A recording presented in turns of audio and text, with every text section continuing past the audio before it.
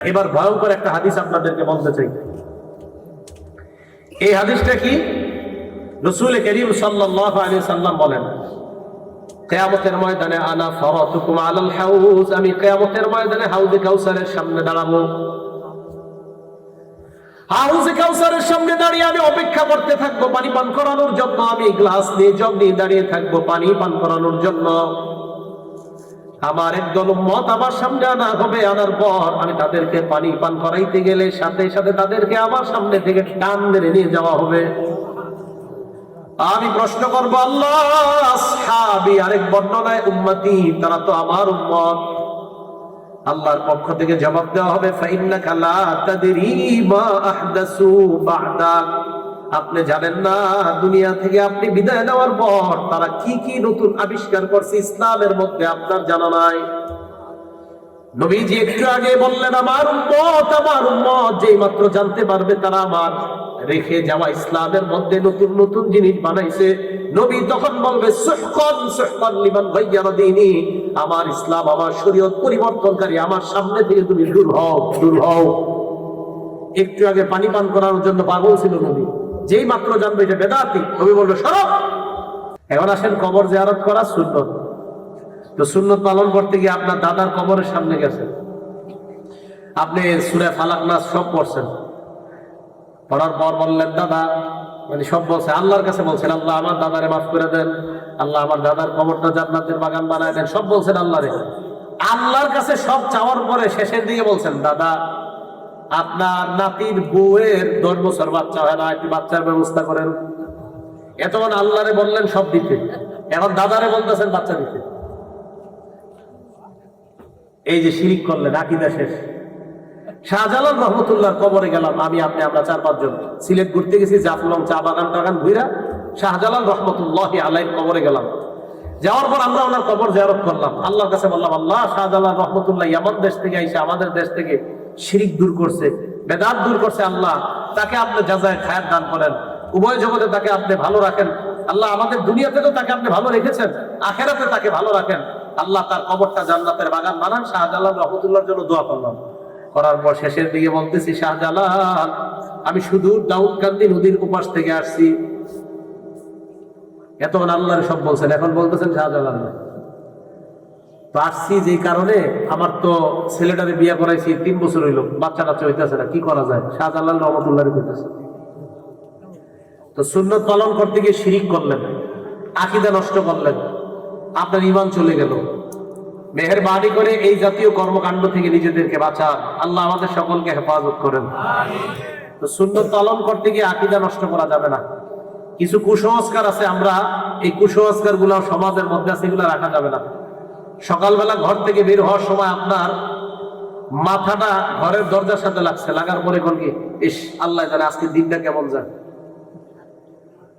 শিরিক করলেন, আজকে আপনার দিন কেমন যায়, মানে আপনি দরজার সাথে লাগাতে আপনার দিন খারাপ যাবে, এটা কই পেয়েছেন আপনি? দোকানে গেছেন, যাওয়ার পর দোকানদার দোকান খুলছে, ভাই তাড়াতাড়ি 1 কেজি পোলার চাউল দেন, মেহমান আসছে। দোকানদার মেহমান আসছে, এই পোলার চাউল দিছে, তো যিনি দৌড়ায় গেছে উনি মনে নাই পকেটে টাকা নিতে, বাইরে টাকাটা আনতে পারিনি, বাড়িতে দৌড় দিয়ে আনতেছে। এই যে তুমি কুফা লাগাইলা, সারাটা দিন কেমন যাবে? দোকানদার ভাই এই মাসাল আপনি কই পেলেন? এটা শিরিক, এটা শিরিক। আপনি আপনার দোকানে গজবটাই না আনলেন, আপনি এটা কই পাইলেন যে আপনার দোকানে প্রথমে বাকি খাইলে দোকানে সারাদিন কুফা যাবে? এটা আপনি কোথায় পাইলেন? এটা শিরিক, এটা জায়েজ নাই। এই কুসংস্কার গুলো আমাদের সমাজে আছে কিনা? ব্যবসা সুন্নত না বেদাত? আরে ব্যবসা সুন্নত না বেদাত? ব্যবসা করতে গিয়ে আকীদা নষ্ট করলেন। হ্যাঁ, আকীদা নষ্ট করা যাবে না। আল্লাহ আমাদের সকলকে বুঝে শুনে আমল করার তৌফিক দান করেন। একটা উদাহরণ দিলে বুঝবেন আপনারা। আবু দাউদ শরীফের হাদিস নাম্বার 3299 নাম্বার হাদিস। এক সাহাবা নবীজি সাল্লাল্লাহু আলাইহি সাল্লামের কাছে গেলেন, যাওয়ার পর বললেন, ইয়া রাসূলুল্লাহ নাযারাত উখতি আন তামশিয়া ইলা বাইতিল্লাহ। ইয়া রাসূলুল্লাহ আমার বোন মানত করেছে, আল্লাহর জন্য মানত করেছে, আমার বোন কাবা শরীফে হাঁটতে হাঁটতে যাবে, মান্নত করছে অনেক দূর, ওনার বাড়ি থেকে কাবা শরীফ অনেক দূর, মানত করছে আমার বোন, হাঁটতে হাঁটতে সেখানে যাবে। আল্লাহ নবী বললেন, তোমার বোন এই মানত কেন করছে? কয় সওয়াবের জন্য। মানত কেন করছে? সোয়াব। কাবা করে হাইটে যাবে তো সোয়াবই তো নিয়ত, ঠিক না? নিয়ত তো ভালো। তো নবীজি বললেন বাহন আছে নি? আছে। তো বাহন থাকতে এই উল্টা পাল্টা নিয়ত করতে গেছে তোমার বলতে? আপনারা যারা এই জায়গায় আছেন, ট্রলার দিয়ে কি ওই পারে যাওয়ার ব্যবস্থা আছে না? মানে আপনাদের একজন করলে আমি সাঁতার কেটে ওই পারে যাবো, কেন? আপনি কি দরকার আছে সাঁতার কেটে যাবেন? এত বড় একটা নদী। এই এটা বাংলামি নিয়ত। নিয়ত তখন হয়তো যদি ট্রলার না থাকতো, কিছু না থাকতো।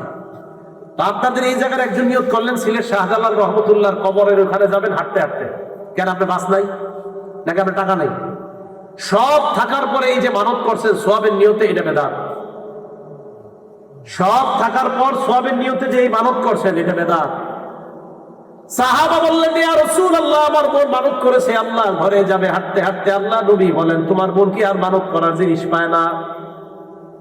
লিতামশিয়া ওয়ালি তারকাবা, তোমার বোনকে হাঁটতে বলবা, তোমার বোনকে বাহনের মধ্যে চড়তে বলবা, বাহনে উঠতে বলবা, হাঁটতে বলবা, মানত আদায় হয়ে যাবে। আর বাহনের মধ্যে চড়তে বলবা। আল্লাহ তোমার বোনকে এই কষ্ট দিতে চায় না। বাহন থাকার পরেও তোমার বোন কেন হাঁটতে হাঁটতে কষ্ট করবে? আগে ছিল জাহাজে হজ করা, তো এখন প্লেন আছে না? তাতে এখন জাহাজে যাবেন কেন? প্লেনে আপনি 6 ঘন্টা চলে যাবেন। তো রাসূল কারীম সাল্লাল্লাহু আলাইহি সাল্লাম এটা বললেন। আবু দাউদ শরীফের 3000 নম্বর হাদিস, 3300 নম্বর হাদিস। আগেরটা গেল 3299, এর পরের হাদিসটা। নবীজি সাল্লাল্লাহু আলাইহি ওয়াসাল্লামের জায়গায় ভাষণ দিলেন। ভাষণ দেওয়ার সময় আল্লাহ নবী দেখেন সবাই সুন্দরভাবে আল্লাহ নবীর বয়ান শুনতেছে, একজন দাঁড়ায় রয়েছে, রৌদ্রের মধ্যে দাঁড়ায় রয়েছে। আল্লাহ নবী বললেন কি ব্যাপার, লোকটা কেন রৌদ্রের মধ্যে দাঁড়িয়ে আছে? কয় হুজুর কয়েকটা মানত করেছে। 1 নাম্বার নাযারা আইয়াকুমা, মানত করছে সে দাঁড়ায় থাকবে, ওয়ালা ইয়াজলিসা, বসবে না, এই মানত করছে। কার কি মানত করছে? বসবে না, ভালো কথা, দাঁড়ায় থাকবে। আর সে ওই জায়গায় রৌদ্রে দাঁড়ায় রয়েছে কেন? হুজুর নাযারা মানত করেছে আল্লাহ ইস্তাজিল্লা, সে ছায়া নিবে না, মানত করছে সে ছায়া গ্রহণ করবে না। নবীজি বললেন আর কি মানত করছে? তোমরা বললেও শুনবে না। হুজুর আরেকটা মানত করছে নাযার আল্লাহ তাকাল্লামা, কারো সাথে কথাও বলবে না। আমরা গিয়ে বললেও লাভ নেই। নবীজি বলে সর্বনাশ। আর হুজুর নাযার আইয়া সুমা, মানত করেছে রোজা রাখবে, রোজা, কথা বলবে না, দাঁড়ায় থাকবে, ছায়া বসবে না। নবীজি বলে ধরে নিয়ে ফিরবে, মুরুহু, তাকে বলো ফাল্লা তাকাল্লাম, কথা বলতে বলো, ওয়ালিয়াস্তাজিল্লা, ছায়া নিতে বলো, ওয়ালিয়াকুদা, বসতে বলো। আর রোজা রাখছে এটা পুরো করতে বলো। ভবিষ্যতে যাতে এই জাতি উল্টা পাল্লা মানত না করে নিষেধ করে দাও। তাহলে বলেন তো এই যে ওয়াজ শোনা ভালো না খারাপ? ভালো। এখন উনি একটা মানত করছে কি, উনি নবীর বয়ান শুনবে, রৌদ্রের আলোর মধ্যে কষ্ট করে রৌদ্রে দাঁড়ানো যায়, কখন যদি জায়গা না পায়। সবাই সুন্দরভাবে বসে রয়েছে, এ মানত করছে ছায়া বসবে না, রৌদ্রে দাঁড়ায় থাকবে, বসবে না, কথাও বলবে না। বুঝাইতে চাইলাম কোন মানত যদি এই নিয়তে করা হয় যে সোয়াবের কারণে, আর এরপরে যদি নিজের জানরে কষ্ট দেওয়া উদ্দেশ্য হয়, তাহলে এই মানত করা জায়েজ নাই। কারণ আল্লাহ তো আপনারে এটা বলে নাই। আপনার তো সব আছে, ছায়া আছে, ছায়া না থাকলে রৌদ্রে দাঁড়াইতে। কি বুঝতে পারলাম আমরা? ইসলামের মধ্যে আমরা বাড়াবাড়ি নিজের থেকে বানাবো। দেখেন বললাম না, ইসলাম আমরা কঠিন বানাইনি। আপনার জন্য সহজ ছিল বৈশা বৈশা ওয়াজ শোনা। কে বসে আপনার দাঁড়ায় শুনতে? কঠিন বানায়নি। আবু দাউদ শরীফের আরেক হাদিস, নবীজি দেখে এক ব্যক্তি কাবা শরীফের সামনে নাকের মধ্যে আংটা লাগায়া, আংটার মধ্যে রশি লাগায় ঘুরতেছে। হাদিস আছে, আংটা এটার মধ্যে রশি লাগায়। নবীজি বললেন কি ব্যাপার, এইরকম কেন করে? সাহাবারা বললেন হুজুর মানত করছে এইভাবে নাকের মধ্যে আংটা লাগাবে, আংটার মধ্যে রশি লাগায় লাগায় টানবে। নবীজি বললেন তাড়াতাড়ি আমার কাছে আনো। কত আহান নবী সাল্লাল্লাহু আলাইহি ওয়াসাল্লাম বিয়াদি, আল্লাহ নবী নিজ হাতে ওই জায়গাটা দিয়েছে। সুবহানাল্লাহ। এই হাদিস দ্বারা বোঝা যায় বেদাত যখন দেখবেন, বেদাতের খানকা যখন দেখবেন, এলাকার উলামাদেরকে নিয়ে অন্যদের অপেক্ষা করা দরকার নাই, নিজেরাই ভেঙে দিবেন। এই হাদিস দ্বারা এটাই বোঝা যায়। নবীজি সাল্লাল্লাহু আলাইহি সাল্লাম বেদাত নিজে কাইটা দিয়েছে, নিজে। আর আমার আফসোস লাগে, কষ্ট লাগে কখন দেখবেন সালার চট গায়ে দিয়ে দিয়েছে বিশ্বাস। এই বিশ্বাসের 5 তলা বাড়ি আছে, কেন? উনি সালার চটটা পরিবর্তে একটা পাঞ্জাবির ওনার তৌফিক হয় নেই। বিশ্বাসের বাড়ি কয় তলা? গায়ে কিসের চট? এই সালার চট কবে থেকে জানেন? যেদিন ওনার মুরিদরা সালার চট দেখে ওনার মুরিদ হয়েছে। যেমন আপনাদের এই নদীর পাশে একজন আসছে, আর আপনাদের আকল এরকম হয়ে গেছে, নদীর পাশে আইসা দেখছেন সালা গায়ে দিয়ে টাইটে ঘুরতেছে, নামাজ রোজা কিচ্ছু নেই, তখন আপনাদের এলাকার দুই একজন মুরব্বী করেন না রে কিছু একটা আছে, কিছু একটা না থাকলে কেন, এই যে কিছু একটার পরে বাস সালাওয়ালার মুরিদ হয়েছেন, মাশাআল্লাহ মুরিদ হয়েছেন, হওয়ার পর হইতে হইতে 1 লাখ মুরিদ হয়ে গেছেন। কয়জন? 1 লাখ। 1 লাখে 1 টাকা করে দিলে কয় টাকা হয়? 1 লাখ টাকা। তো 1 লাখ মানুষ মুরিদ কি ওনার একটা পাঞ্জাবি বানায় দেওয়ার তৌফিক হয় নাই? হ্যাঁ, হাদিস দ্বারা বোঝা যায় তৌফিক থাকার পর সালা গায়ে দিয়ে ঘুরলে ওই সালা কেটে দাও। নবীজি সাল্লাল্লাহু আলাইহি সাল্লাম আংটা লাগাইছে, কাগজে মানত করছে, এই উল্টা পাল্টা কাজ করতে গেছে, কাটো। মুরিদরা মিলা পিসাবরে 5 তলা একটা বাড়ি বানায়া দিল, কিন্তু পাঞ্জাবি দিতে পারলো না। কেন? কারণ এটা হইলো ওনার ওইটা যদি না রাখে তাহলে ওনার ভবিষ্যৎ অন্ধকার। এই জন্য সালাটা ঠিক রাখে, কারণ ওনার নাম হয়ে গেছে সালাওয়ালা পীর। আপনারা যারা মুরিদ, আমি বলবো না আপনাদেরকে কষ্ট দিব না, আপনারা কেউ কষ্ট দিবেন না। আচ্ছা, আমাদের এই যে এলাকার ছোট ছোট বাচ্চাদেরকে তাদের শরীরে কাপড় না থাকলে কি বলি? ল্যাংটা। কি বলি? সবাই বলেন কি বলি? ল্যাংটা। আপনারা আকল খাটান, মনে করেন আমি একজন পীর, আমার নাম দিলেন ল্যাংটা। আচ্ছা, ল্যাংটা কারে বলেন? শরীরে কাপড় না থাকে। এখন আমারে বলে একজন পীর সাহেবের নাম ল্যাংটা হয়ে গেল, যিনি আল্লাহর কাজ করবে, রসুলের কাজ করবে, আল্লাহর কাজ করবে, রসুলের কাজ করবে, তো ওনার নাম আপনার মানে আমার নাম দিয়ে দিলেন ল্যাংটা, মানে এটা কি করলেন? এটা আকলে ধরে না। আপনারা কষ্ট দিন না, যারা আপনারা মনে করেন আপনারাই মুরিদ, আমি ল্যাংটার মুরিদ, আপনি তা আমার নামটা আপনার স্মরণ করেন, আমি আপনার পীর, আমার ল্যাংটা কিন্তু আপনি স্মরণ করে না। আপনাদের লজ্জা থাকা উচিত। আপনি তো আপনার বাচ্চার পরনে কাপড় না থাকলে বলেন ল্যাংটা ছেলে নিয়ে যাও, আর আপনি পিসাবে আপনি আমার ল্যাংটা দিতে আপনার একটু খারাপ লাগে না? কথাগুলো অনেক ভাবার, গবেষণা, চিন্তা করার। আল্লাহ আমাদের সকলকে বুঝে শুনে বেদাত মুক্ত সমাজ গড়ার তৌফিক দান করেন। কেন বললাম? কিয়ামতের আগে বিভিন্ন নামে বেনামে অনেক দল আপনাদেরকে জাহান্নামের দিকে ডাকবে। জান্নাতের রাস্তা একটা, জাহান্নামের রাস্তা অনেকগুলা, অনেক নামে আপনাদেরকে ডাকবে। আল্লাহ আমাদেরকে সকলকে এই জাতীয় নামগুলা থেকে বেঁচে থাকার তৌফিক দান করেন। এর মধ্যে একটা নামের নাম আহলে কোরআন। আহলে কোরআন মানে শুধু কোরআন মানবে, হাদিস মানবে না। শুধু কি মানবে? কোরআন মানবে, হাদিস মানবে না। এরা আপনাকে দাওয়াত দিতে দিতে আপনাদের এলাকায় যারা ফেসবুক চালায় অলরেডি দাওয়াত পেয়ে গেছে। না আহলে কোরআন, দাওয়াত পাওয়ার পর আহলে কোরআন ওই ব্যক্তিকে বুঝায় কোরআনের মধ্যে দেখো নামাজের কথা আছে কিনা। ব্যক্তি কোরআন খুইলা দেখে হ্যাঁ নামাজের কথা কোরআনে আছে, সুন্দর। এবার আহলে কোরআনের গুরু আপনাকে টোপ দিবে, কোরআনে নামাজের কথা আছে, কিন্তু ফজরের নামাজ যে 2 রাকাত দেখো তো কোরআনে আসেনি। আপনি পুরা কোরআন খুঁজা দেখলেন, ফজর নামাজ যে ফরজ 2 রাকাত পুরা কোরআনের কোথাও লেখা নাই। তখন আপনি ভাবেন কি ঘটনা কি? জোহরের নামাজ 4 রাকাত পুরা কোরআনের 6236টা আয়াতের মধ্যে কোথাও আছে কিনা দেখো। কোরআন আয়াত কয়টা? না 6666টা, এটা ঠিক না, 6236 এটাই সঠিক। হ্যাঁ এটাই সঠিক। আজকে গুনে দেখেন 6236 এটাই কোরআনের সঠিক আয়াত সংখ্যা। 666 আইসা গেছে আর কি, ছোটবেলা থেকে শুনতে শুনতে বড় হয়েছেন আপনারা, আমরা যাই করে ভুলে যাই। 6236 এটাই সঠিক। বললাম না ভুলে ভরা আমাদের সমাজ। এখন আপনি পুরা কোরআন খুললেন, খোলার পর দেখলেন 4 রাকাত জোহর, আসর 4 রাকাত ফরজ, মাগরিব 3 রাকাত ফরজ, এশা 4 রাকাত ফরজ, কোরআনের কোথাও লেখা নেই। এবার আপনার গুরু ফেসবুকে আপনাকে বলবে তো কি বুঝলা, তখন বলবেন কি একটু ভাবতেছি আমি। ফেসবুকে পরের দিন আপনাকে বলবে কি কিছু তো বললা না, কি কোরআনে তো নামাজের কথা আছে কিন্তু কিভাবে নামাজ এটা তো কোরআনে নাই। তখন বলবে অতএব কি, অতএব যেহেতু কোরআনে নাই সুতরাং তুমি কোনোভাবে ধ্যান করলেই নামাজ হয়ে যাবে।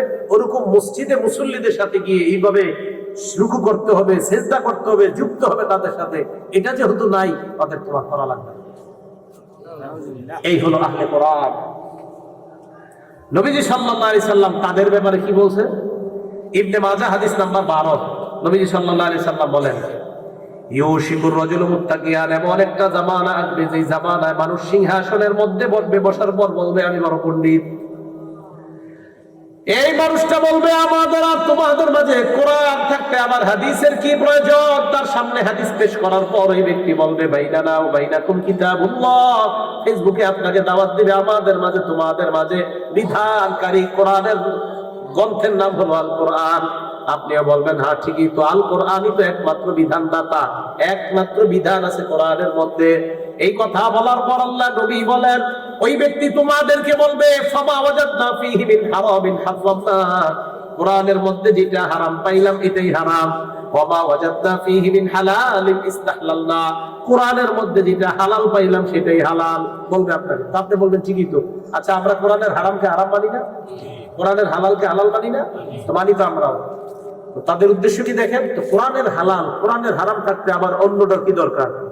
আমাদের নবী বলেন শোনো, আলা ওয়া ইন্নামা হারামা রাসূলুল্লাহ মিসলু মা হারামাল্লাহ, আমি নবী যেটাকে হারাম করি এটাও আল্লাহর হারাম করার মতো হারাম হয়ে যায়।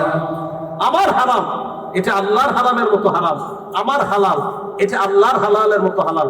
তাহলে আপনারা কি বুঝলেন? শুধু কি কোরআন মানবো না কোরআন সুন্নাহ দুইটা? এই জন্য নবীজি বললেন তারাকতু ফীকুম আমরাইন, আমি তোমাদের মাঝে দুইটি জিনিস রেখে গেলাম। এক নাম্বার কিতাব আল্লাহ, দুই নাম্বার সুন্নাত রাসূল। এক নাম্বার আল্লাহর কোরআন, দুই নাম্বার রাসূলের সুন্নাহ। লাম তাদিল্লু মা তামাসসাকতুম বিহিমা, যতক্ষণ তোমরা এই দুইটা আঁকড়ে ধরে থাকবা ততক্ষণ তোমরা পথভ্রষ্ট হবা না। কোরআন সুন্নাহ, বলেন কোরআন সুন্নাহ, কোরআন সুন্নাহ। হাদিস বলবেন না, বলেন কোরআন সুন্নাহ, কোরআন সুন্নাহ। হাদিস বললে কি, যদি শুধু কোরআন হাদিস বলেন তাহলে একটা ঝামেলা আছে। কি, নবীজি 11টা বিয়ে করছে, তো হাদিস মানলে আপনি 11টা বিয়ে করতে হবে। এই জন্য সুন্নাহ, সুন্নাহ মানে নবীজির যে হাদিসগুলো আমাদের জন্য পর্ব, আমরা নবীজির যে হাদিসগুলো আমরা পর্ব পালনও করব, এটার নাম সুন্নাহ। নবীজির যে হাদিস আমরা পর্ব পালনও করব, এটার নাম সুন্নাহ। আর নবীজির যে হাদিসগুলো শুধু আমরা পড়বো, ছাত্রদেরকে পড়াবো, কিন্তু আমরা পালন করতে পারবো না, এটার নাম সুন্নাহ না। সুন্নাহ মানে নবীর অনুসরণ করবো যেটা, এটা সুন্নাহ। আর হাদিস মানে যে হাদিসগুলা রাসূল করিম সাল্লাল্লাহু আলাইহি সাল্লামের কিছু হাদিস আছে যে হাদিসগুলো শুধু নবীর সাথেই খাস, এটা আমরা জীবনে আমল করতে পারবো না। যেমন 4টার বেশি বিয়ে এই উম্মত করতে পারবে না, অথচ নবীজি 11টা বিয়ে করছে, তো এটা নবীর জন্য খাস। কথা বুঝে আসছে সবার? তাহলে কিছু হাদিস আছে যেগুলো শুধু না, বলেন কোরআন সুন্নাহ। এখন রাসূল করিম সাল্লাল্লাহু আলাইহি সাল্লাম বললেন কোরআন মানতে হবে, সুন্নাহ মানতে হবে। তাহলে কোরআনে আছে তোমরা নামাজ পড়ো, সুন্নাহের মধ্যে আছে ফজরের নামাজ ফরজ 2 রাকাত, সুবহানাল্লাহ। কোরআনের মধ্যে আছে তোমরা নামাজ পড়ো, সুন্নাহের মধ্যে নবীজি ব্যাখ্যা করে দিয়েছেন যোহরের নামাজ ফরজ 4 রাকাত। কোরআনের মধ্যে আছে তোমরা নামাজ পড়ো, হাদিসের মাধ্যমে নবীজি ব্যাখ্যা করে দিয়েছেন আসরের নামাজ ফরজ 4 রাকাত। কোরআনে আছে তোমরা নামাজ পড়ো, হাদিসে নবীজি ব্যাখ্যা করে দিয়েছেন মাগরিবের নামাজ 3 রাকাত। কোরআনের মধ্যে আছে তোমরা নামাজ পড়ো, নবীজি হাদিসে ব্যাখ্যা করে দিয়েছেন এশারের নামাজ 4 রাকাত ফরজ। আল্লাহ কোরআনে বলে দিয়েছেন আকিমিস সালাতা তারাফাইন নাহার ওয়া যুলাফাম মিনাল লাইল, তোমরা দিবসের 2 অংশে নামাজ পড়ো এবং রাতের কিছু অংশে। নবীজি ব্যাখ্যা করে বুঝিয়ে দিলেন 2 অংশের নামাজ, ফজর থেকে মাগরিব পর্যন্ত, কেউ কেউ বলেন যোহর থেকে আসর পর্যন্ত। আবার রাতের কিছু অংশের নামাজ, তো কেউ বলেন 2 অংশের নামাজ, ফজর থেকে আসর, রাতের কিছু অংশের নামাজ মাগরিব আর এশা। তো রাসূল করিম সাল্লাল্লাহু আলাইহি সাল্লাম এর ব্যাখ্যা দিয়ে দিলেন রাতের নামাজ মাগরিব এশা, দিনের নামাজ ফজর যোহর আসর। তো এইভাবে কোরআন সুন্নাহ উভয়টা পালন করলে আমরা ইনশাআল্লাহ সফলকাম হব। এবং কোরআন সুন্নাহ পালন করতে গিয়ে আমাদের আকীদা কি করা যাবে না, নষ্ট করা যাবে না। বলেন তো আকীদা কি করা যাবে না, নষ্ট করা যাবে না। এই আকীদার মধ্যে একটা আকীদা সবাই মনে রাখবো, বলেন সুপারিশ, বলেন সুপারিশ, ক্ষমতা আল্লাহর পক্ষ থেকে। সুপারিশ করার ক্ষমতা কার পক্ষ থেকে? কোন নবী সুপারিশ করবে, ক্ষমতাটা দিবে কে? তাহলে নবী সুপারিশ করবে, উলামায়ে কেরাম সুপারিশ করবে, যারাই সুপারিশ করবে তাদেরকে সুপারিশ করার ক্ষমতাটা দিবে কে? এখন যদি আমি আপনাকে বলি তুই জীবনে 2 রাকাত নামাজ পড়, বাকিগুলো আমি দেখে নিব, কিয়ামতের মাঠে আমি তোর এটাই না জান্নাতে দেব। আরে আমি সুপারিশ করতে পারবো কিনা তোমার জানা নাই, সুপারিশ করবে কে না এটার ক্ষমতা দিবে কে? আল্লাহ। আল্লাহ। এই জায়গা আকীদাটা আমরা ঠিক করি। আল্লাহ বলেন ইয়াউমা ইয়াকুমুর রূহু ওয়াল মালাইকাতু সাফফা, সমস্ত আত্মাগুলা, রূহ জিবরিল ফেরেশতারা সাফফা, সেদিন সবাই দাঁড়ায় থাকবে, সারিবদ্ধভাবে সবাই দাঁড়ায় থাকবে। এর আগে আল্লাহ বলেন রব্বিস সামাওয়াতি ওয়াল আরদি ওয়া মা বাইনাহুমার রহমান, আসমানের রব, জমিনের রব, আসমান জমিনের মাঝে রহমান তিনি আল্লাহ। লা ইয়ামলিকুনা মিনহু খিতাবা, মানুষ কেউ কথা বলার কোনো ক্ষমতা রাখবে না। জিবরিল আমিন ফেরেশতা, সমস্ত ফেরেশতারা কাতারের মধ্যে দাঁড়িয়ে থাকবে, সবাই চুপচাপ নিচের দিকে তাকায় থাকবে। লা ইয়াতাকাল্লামুন, কেউ কথা বলবে না, কেউ কথা বলবে না। ইল্লা মান আযিনা লাহুর রহমান, আল্লাহ যাকে অনুমতি না দেয় সে ছাড়া কেউ কথা বলতে পারবে না। তাহলে বলেন কিয়ামতের মাঠে কথা বলার অনুমতিটা দিবে কে? আল্লাহ। তাহলে আজকে থেকে আমরা বিশ্বাস এটাই রাখবো, নবী, ওলি, হাফেজ, উলামা যারাই সুপারিশ করবে ক্ষমতাটা দিবে আল্লাহ। তাহলে কিয়ামতের মাঠে একচ্ছত্র ক্ষমতার মালিক কে? আল্লাহ। আল্লাহ। দুনিয়াতে আল্লাহ, আখিরাতেও আল্লাহ। হ্যাঁ, কিন্তু দুনিয়াতে আল্লাহ কাউরে কাউরে ক্ষমতাটা দিছে। আল্লাহ দুনিয়াতে অনেকের ক্ষমতা দিছে, তারকে দিলাম, তাকে দিলাম, কিন্তু কিয়ামতের মাঠে আল্লাহ পাক রব্বুল আলামিন বলেন লিমানিল মুলকুল ইয়াউম, সেদিন রাজত্ব কার? লিল্লাহিল ওয়াহিদিল কাহ্হার। আল্লাহ বলে একমাত্র মহাপরাক্রমশালী ক্ষমতাধর আমি আল্লাহর ক্ষমতা ছাড়া সেদিন আর কারো ক্ষমতা নাই। তাহলে এবার আপনাদের কাছে আমি জানতে চাই, পীর বলেন, গাউস কুতুব আর যাই বলেন, এদের কোনো ক্ষমতা কি কিয়ামতের মাঠে আছে যদি আল্লাহ না দেন? এখন আপনারা ফেসবুকে পাইতেছেন ক্ষমতাদাতা কে, সামনে সামনে মুরিদরা কয় অমুক বাবা। হ্যাঁ আছে আছে, এইরকম একটা ভিডিও আছে। বলেন আপনাদেরকে মুক্তিদাতা কে, কয় অমুক বাবা। হ্যাঁ এটা ভিডিও আছে। আপনাদেরকে মুক্তিদাতা কে, সামনে যারা আছে সবাই কয় অমুক বাবা। আরে ভাই, লাখ লাখ মানুষের ইমাম তো ওই মুহূর্তে চলে গেছে। রাসূল করিম সাল্লাল্লাহু আলাইহি সাল্লামের কবরের সামনে দাঁড়ায় যদি বলেন হুজুর আমার বিবির বাচ্চা হয় না, একটা বাচ্চা দিয়ে দেন, আপনার ইমান সাথে সাথে চলে গেছে। ভাই কথা বুঝে আসছে? এবার রাসূল করিম সাল্লাল্লাহু আলাইহি সাল্লাম কি বলে দেখেন, আবু দাউদ শরীফের হাদিস, ইয়াকুম মুহদাসাতিল উমুর, 4607 নম্বর হাদিসের বর্ণনা, তোমরা ইসলামের মধ্যে নতুন নতুন জিনিস আবিষ্কার করা থেকে বাঁচো। ফাইন্না কুল্লা মুহদাসাতিন বিদআ, ইসলামের মধ্যে নতুন কোন আবিষ্কার, যত আবিষ্কার এগুলোর নাম হলো বিদআত। ওয়া কুল্লা বিদআতিন দালালা, যত নতুন আবিষ্কার এগুলো হলো পথভ্রষ্টতা। নাসাই শরীফের 1578 নম্বর হাদিসের বর্ণনা, ওয়া কুল্লু দালালাতিন ফিন্নার, সমস্ত পথভ্রষ্টের ঠিকানা হলো জাহান্নাম। ইসলামের মধ্যে নতুন আবিষ্কার, এটার নাম বেদাত। সমস্ত বেদাত পথভ্রষ্টতা, সমস্ত পথভ্রষ্টতার ঠিকানা জাহান্নাম। আপনাদেরকে আমি এবার প্রশ্ন করি, ইসলামের মধ্যে যদি নতুন কেউ কিছু বানায় এটার নাম কি? বেদাত। নতুন আবিষ্কার কি নাম? বেদাত। বেদাতের বাংলা নতুন আবিষ্কার। বলেন নতুন আবিষ্কারের ঠিকানা কই? জাহান্নাম। বলেন নতুন আবিষ্কারের ঠিকানা কই? এখন আমি আপনাদেরকে প্রশ্ন করি, আমাদের নবী ইসলামের মধ্যে ঈদ রাইখা গেছে কি রাখে নাই? সবাই কয় না? 2697 নম্বর হাদিস বুখারী শরীফের, কি কয় দেখেন, আজকে থেকে এটা মনে রাখবো, মান আহদাসা ফি আমরিনা হাযা মা লাইসা মিনহু ফাহুয়া রাদ্দুন। নবীজি বলে ইসলামের মধ্যে আমি যা রাইখা যাই নাই, আল্লাহ যা দেয় নাই, এর বিপরীতেও যদি কেউ নতুন কিছু বানায় ফাহুয়া রাদ্দুন, এটা প্রত্যাখ্যাত, এটা প্রত্যাখ্যান করা হবে। এখন আমাদের নবী ইসলামের মধ্যে আমাদের জন্য, মুসলমানের জন্য ঈদ রেখে গেছে কয়টা? আওয়াজ দিয়ে কয়টা? দুইটা। এখন তৃতীয় যদি কেউ কিছু বানায় এটার নাম বেদাত। এত বুঝে আসছে সহজ। ইসলামে আমাদের নবী ঈদ রেখে গেছে কয়টা? দুইটা। তৃতীয় কেউ বানাইলে এটার নাম কি হবে? এটাকে আমরা পালন করব? আসলে মুখ দিয়ে এখন না অন্তর থেকে বলতেছেন কেউ পালন করবো না। যদি করেন তা আপনি পথভ্রষ্ট মার্কা কাজ করলেন, আর পথভ্রষ্টতার ঠিকানা জাহান্নাম। এবার রাসূল করিম সাল্লাল্লাহু আলাইহি সাল্লাম বুখারী শরীফের এক বর্ণনা কি বলে দেখেন, মান আহদাসা হাদাসা, কেউ যদি কোনো বেদাত বানায়, আও আওয়া মুহদিসা, অথবা কোনো বেদাতিকে যদি কেউ আশ্রয় দেয়। আপনাদের এলাকার মধ্যে যদি কোনো বেদাতিকে আপনারা খানকা বানায় দেন, বেদাতি কর্মকাণ্ড পরিচালনা করার জন্য বিশ্বাস করেন, আপনাদের এলাকার কেউ জায়গা দিয়ে দিয়েছেন এক কাটা, হযরত এই জায়গাটা খানকা বানান, ওলামা এখানে আপনারা বারবার বুঝাইছে ভাইও দিয়েন না, এটা ঠিক না, এটা অন্যায়। এরপর আপনি দিচ্ছেন, নবীজি বলেন লানাতুল্লাহি আলাইহি, তার উপর আল্লাহর অভিশাপ, ওয়াল মালাইকা, ফেরেশতাদের অভিশাপ, ওয়ান নাসি আজমাইন, দুনিয়ার যত মানুষ আছে সমস্ত মানুষের অভিশাপ। তাহলে বেদাতি কোন খানকা যদি আপনাদের এলাকায় কেউ বানায়, এই বেদাতি খানকা যে বানিয়েছে, এই বানানোর জায়গা দাতার উপর কার অভিশাপ? আল্লাহর অভিশাপ, ফেরেশতাদের অভিশাপ, সমস্ত মানুষের অভিশাপ। ভাইও, আল্লাহ আমাদের সকলকে বেদাত মুক্ত ইসলামটা যেন সহজভাবে সুন্দরভাবে পালন করে আল্লাহর কাছে আমরা যেতে পারি, আল্লাহ তৌফিক দান করেন। আমি কেন কথাগুলো বলতেছি, দেখেন নদীর এই পারে ওলামায়ে কেরাম সহজে আসতে চায় না, আর কষ্ট করো।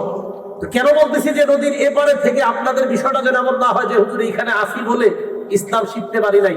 আপনাদের এলাকায় যথেষ্ট যোগ্য ওলামায়ে কেরাম আছে, আলেমরা আমাদেরকে কেন আনে? কারণ তাদের কথা আপনারা শুনতে চান না। এটা আপনাদের একটা অ্যালার্জি রোগ আছে, অথচ আপনাদের এলাকার ওলামায়ে কেরাম বুঝায় তখন বুঝতে চান না। দূরের থেকে এটা বললে বুঝবেন না। এলাকার মসজিদের ইমাম, খতিব সাহেব, মাদ্রাসার ওলামায়ে কেরাম যেভাবে বুঝায় এই কথাগুলো বুঝার চেষ্টা করবেন। ওনারা বারবার বুঝাইতেছে এটা সঠিক না, এটা বেঠিক, এটা সঠিক, এটা ন্যায়, এটা অন্যায়, এগুলো মেনে নেওয়ার চেষ্টা করেন। যদি মেনে না নেন, রাসূল কারীম সাল্লাল্লাহু আলাইহি ওয়াসাল্লাম এক হাদিসের মধ্যে বলছেন, আদ-দুনিয়া মালউনা, পুরা দুনিয়াটা অভিশপ্ত, মালউনুন মা ফিহা, দুনিয়াতে যা আছে সব অভিশপ্ত, তিনটা জিনিস ছাড়া। জোরে বলেন কয়টা? কয়টা জিনিস অভিশপ্ত না? ইল্লা যিকরুল্লাহ, আল্লাহর জিকির যারা করে তারা অভিশপ্ত না।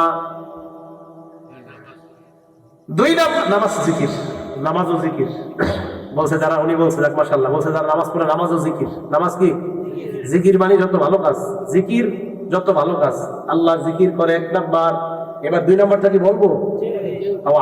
আলিমা, স্পেশাল ভাবে নবী বলেন আলেমরা অভিশপ্ত না। সুবহানাল্লাহ, আলেমরা অভিশপ্ত না। এই জন্য ওলামায়ে কেরাম আপনাকে পথ, খারাপ পথ দেখাবে না।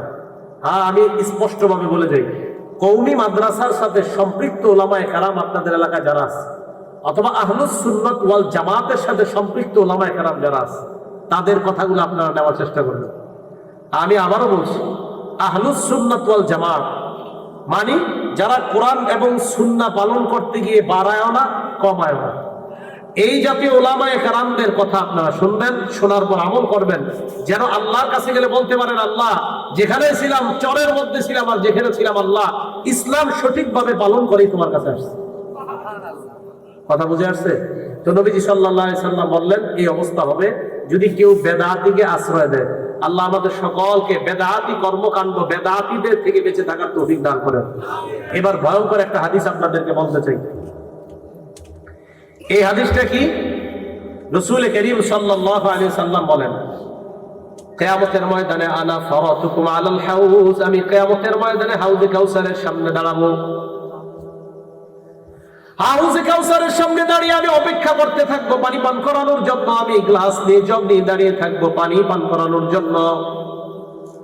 আমার একদল উম্মত আমার সামনে আনা হবে, আনার পর আমি তাদেরকে পানি পান করাইতে গেলে সাথে সাথে তাদেরকে আমার সামনে থেকে টান মেরে নিয়ে যাওয়া হবে। আমি প্রশ্ন করবো, আল্লাহ আসহাবি, আরেক বর্ণনায় উম্মতি, তারা তো আমার উম্মত।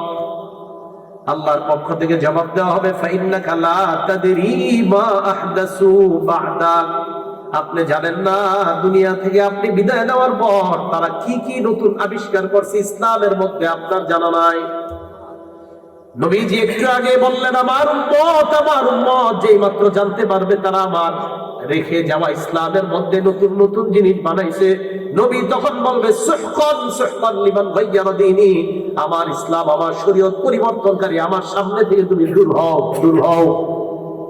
একটু আগে পানি পান করার জন্য পাগল ছিল নবী, যেই মাত্র জানবে এটা বেদাতি, নবী বলবে সরো, এটাকে আমার সামনে থেকে দূর করো। এই বেদাত ইসলামে গ্রহণযোগ্য না।